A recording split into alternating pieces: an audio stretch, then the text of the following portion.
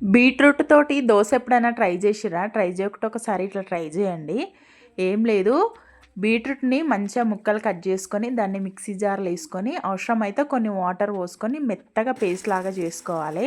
చేసుకున్న తర్వాత మనకు కావాల్సినంత దోస పిండి తీసుకొని మెత్తగా పేస్ట్ చేసుకున్న బీట్రూట్‌ని అందులో వేసుకోవాలి. వేసుకొని మంచిగా కలుపుకోవాలి. అవసరమైతే కొన్ని వాటర్ పోసుకోవాలి. కొంచెం సాల్ట్ వేసుకొని దాన్ని పక్కన పెట్టేసుకున్నా నేను. కొద్దిగా పల్లీ చట్నీ వేద్దామని చెప్పేసి గిన్నె పెట్టుకొని దాంట్లోనే పచ్చిమిర్చి, పల్లీలు, కొద్దిగా అంత ఆయిల్ వేసుకొని సిమ్లో పెట్టుకొని వేయించుకున్నా.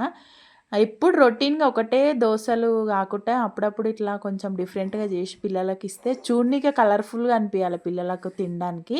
అట్లయితే పిల్లలు ఇష్టపడి తింటారు కదా. బీట్రూట్ కూడా హెల్త్కి మంచిది కదా, అట్లా అని నేను అప్పుడప్పుడు ఇట్లా చేస్తాను పిల్లల కోసం అని. ఇక చట్నీ రెడీ అయిపోయింది. బీట్రూట్ ఎక్కువ ఇష్టపడనోళ్ళు పిల్లలైతే సరిగ్గా తినరు కదా. ఒకసారి ఇట్లా ట్రై చేయండి, పిల్లలు ఇష్టంగా తింటారు. ఇప్పుడు పెంక పెట్టుకొని దాని మీద కొద్దిగా ఆయిల్ రుద్దుకున్న తర్వాత ఇక చిన్న చిన్న దోశల్లాగా వేస్తున్నా నేను. మా రిషి పెద్దగా వద్దమ్మా దోశ, నాకు చిన్న చిన్న వేయమంటే నేను చిన్న వేసి సిమ్లో పెట్టుకోవాలి. దోశలు వేయించుకునేటప్పుడు హైలో పెట్టొద్దు, మాడిపోతాయి. మళ్ళీ టేస్ట్ కొంచెం డిఫరెంట్ అవుతుంది. పొయ్యి సిమ్లో పెట్టుకొని మంచిగా వేయించుకోవాలి దోరగా.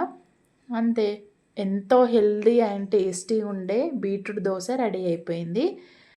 ఇంకెవరైనా నా ఛానల్ని సబ్స్క్రైబ్ చేసుకోకపోతే సబ్స్క్రైబ్ చేసుకోండి. నా వీడియో నచ్చితే లైక్ చేయండి, షేర్ చేయండి. మా రిషి ఇష్టంగా తింటాడు. ఇష్టం వాడికి బీట్రూట్ దోశ అంటే. మామూలు దోశ ఒకటి ఇట్లా డిఫరెంట్గా చేస్తే చాలా ఇష్టంగా తింటాడు. బాగుందని చెప్తున్నాడు. మా చిన్నోడికి కూడా పెట్టించిన, వాడు కూడా తింటున్నాడు. వాటికి స్కూల్ టైం అయింది. ఈరోజు సాటర్డే కదా, మా చిన్నోడికి స్కూల్ లేదు, పెద్దోడికి ఒక్కడికే ఉంది. ఓకేనా, మీరు కూడా ఒకసారి ట్రై చేయండి బీట్రూట్ తోటి ఇట్లా దోశ. మ్యాక్సిమం కొంతమంది ట్రై చేసి ఉండొచ్చు. ట్రై చేయని వాళ్ళ కోసం చెప్తున్నాను నేను. ఒకసారి ట్రై చేసి టేస్ట్ ఎట్లా వచ్చిందో నాకు చెప్పండి.